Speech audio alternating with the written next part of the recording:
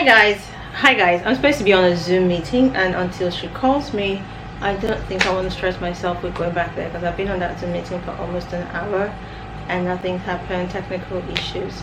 So I want to talk about something briefly, the update for my the medicine I told you guys I was taking. So let me change my light and white balance, because I'm not feeling this white balance.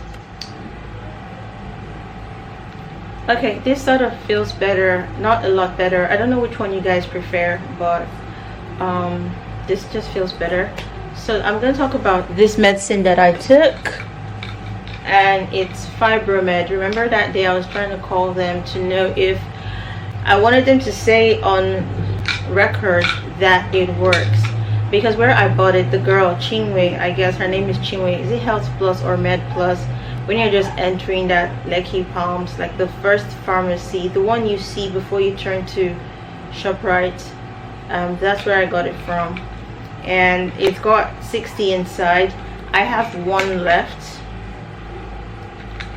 Okay, for no particular reason, I just have one left, but now it's going to serve a purpose, because I will get to show you. So that's the size. Good. So people were asking me if I recommend it. Someone asked me if I recommend it, and my answer is no. Why? I started to get the same reaction I was getting when I felt like the depot had timed out in my body. Remember Depo-Provera, that very deadly contraceptive that almost ruined my life? I started to get the side effects while I was taking Fibromed. I did not feel anything negative at all. I was okay, and it was actually the time of my cycle where I wasn't on my period. So there was a part of when I was taking Fibromed, the beginning, when I was on my period, and it was just very smooth, clotless flow. Okay, but when I stopped taking it, the period that followed was angry.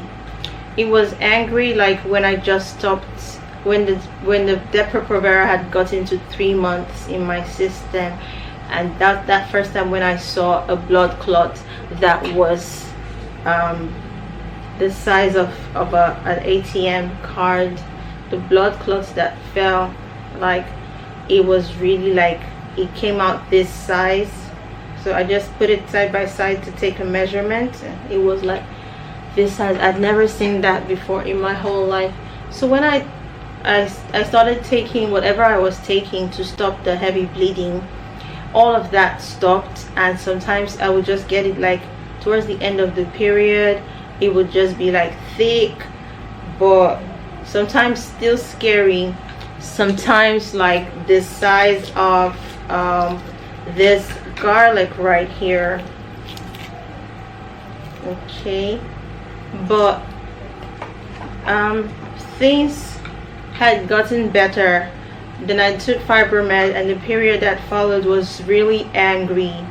I've had that feeling where the depot was still leaving my body, and take it or leave it, from what I studied, the depot is probably still remaining in my system. So I got that feeling of when the depot was still leaving my system. And let me close the window, because it's really noisy. So you know, when the depot was just leaving my system, and this room is poorly lit, guys, so sorry. Depot was just leaving my system, and it was angry. The bleeding was angry, and every time I stood up, every time when I was on my period, every time I stood up from wherever I was and I stood up, I would feel like an avalanche. It would just go like broom. Those of you, so that was an onomatopoeia, the sound. So those of you who have experienced it before, you know what I mean by the avalanche. And it's just like the blood just comes out angrily and thick, like a big cooking spoon size of mayonnaise or strawberry jam. It just goes like boom and just drops. So when I took this and that period thing happened, I'd never experienced it since, I haven't experienced it since April, when I worked towards being completely free from the negative side effects of stopping the depot, which I did not take on purpose, and which was given to me without my consent and without prior information. And I wasn't even told that it will last 3 months in my body. And then I went online and saw that it will last like 2 years in a woman's system. In fact, the nurse told me that when I travel, because I told her I was traveling, she's like, when you travel next month, you go take another shot at any facility around you. She actually told me to go take it next month, only for me to read and see that it's every 3 months. And funny enough, it can last in your system for a lot longer than a year. But nobody told me that, and I feel like this is just so bad. I've always considered myself an informed patient, and I've always liked to have conversations about my body with the doctor. Some of them don't like it because it's like, are you telling me my job? No, I'm telling you my body. And interestingly, I'm a researcher and I'm smart. Even without being a researcher, I'm a seeker. I like to find things out, and this is my body and this is my life. And while I'm still conscious and I still love myself, I want to be able to find out what actually is wrong with me and what I can actually do. And some of them get angry, but that moment I was healthy, I was conscious, and the angina that took me to the hospital, that emergency visit at midnight on New Year's Day, it had stopped, but my battery was low because I was taken there at midnight for the emergency, and I was only attended to the next day by 2 p.m.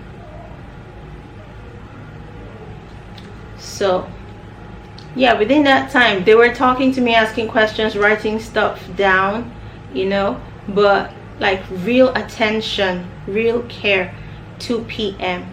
before someone injected me with that. I did not have any battery to check out what was going into my system, and they were just like, yeah, just take it. The only thing is that to make you a bit fatter, you might gain weight. I thought the only thing I had to worry about was weight, but in another video I will tell you what that injection did to me. So Fibromed, with no love or hate for the producers, I would say I wouldn't let any of my sisters take it or my friends to take it.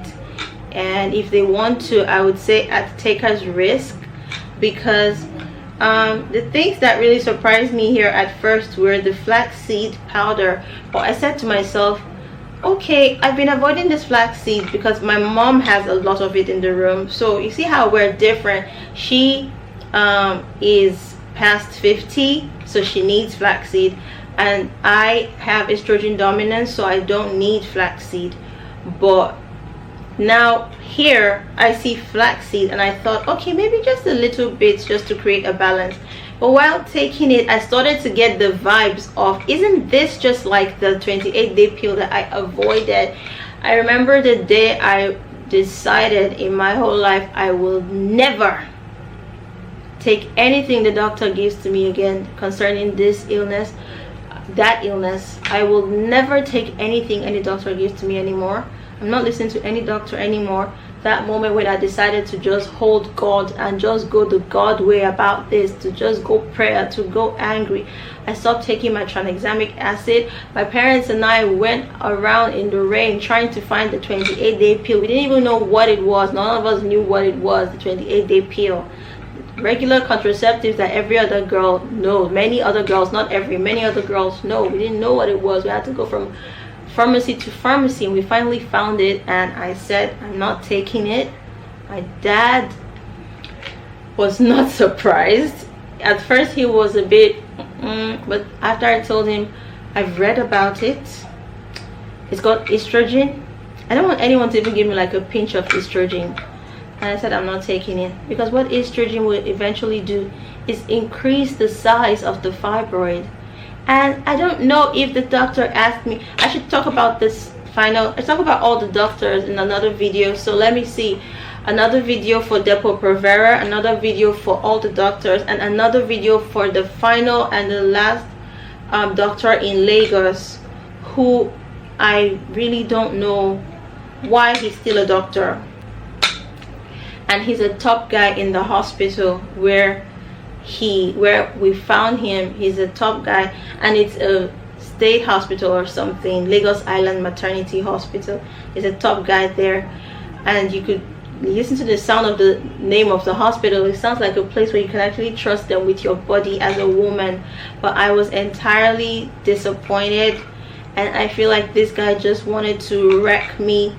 And I don't know, it's just so difficult for women. I wonder, how do women who are not who do not have sufficient financial resources cope? Like, if you want me to take an injection that costs 37,200 every month.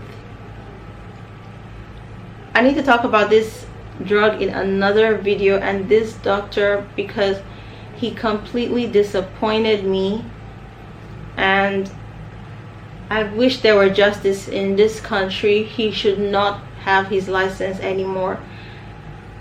But it's all political in the end, because I think he was just trying to sell the drug and get me hooked. Another thing is, all the doctors want to get you hooked on something. If you're a woman who complains about a hormonal issue, they want to get you hooked on something for the rest of your life, and this has got to stop. There are lifestyle changes, approaches to hormonal issues. Period. Write that down. There are lifestyle changes, approaches to hormonal issues. So I think the other Zoom meeting where I'm supposed to be speaking, she's ready. Hello? Yeah? Are we ready now? My class starts at 6, because I have conversation class every Saturday by 6. But I'll try. Let's see what will happen. Okay. Cheers. Bye. Sometimes when you're organizing stuff, a lot of things can happen that you're not prepared for. I hope you guys enjoyed this video, and please stay safe. So about Fibromed, I just remember I just said I'm not gonna let any of my sisters take it, and I'm not ever gonna take it again for the rest of my life. So help me God. But I'm gonna check out if the drugs can be used for any other thing, because there's glutathione in it, so it could be good for your skin. Because the day I stopped taking tranexamic acid, I started looking for other uses of it, and I found out it's really good for the skin. So yeah, tranexamic acid is good for your skin, whether you take it or you put it on your skin. And then this one, I'm gonna check out if I can put it on my skin, because it's got glutathione and it's good for the skin. So guys, I got to join the meeting where I need to talk to people about foreign languages. So see you another day. And they didn't even give me a link, so I have to enter a password and a meeting ID. Like, who does that? I've never done that before in my life. She's going to see this video now and be like, oh my god, look, she said, who does that? But who does that? Like, now I have to copy user ID and the rest. Who does that? Bye guys.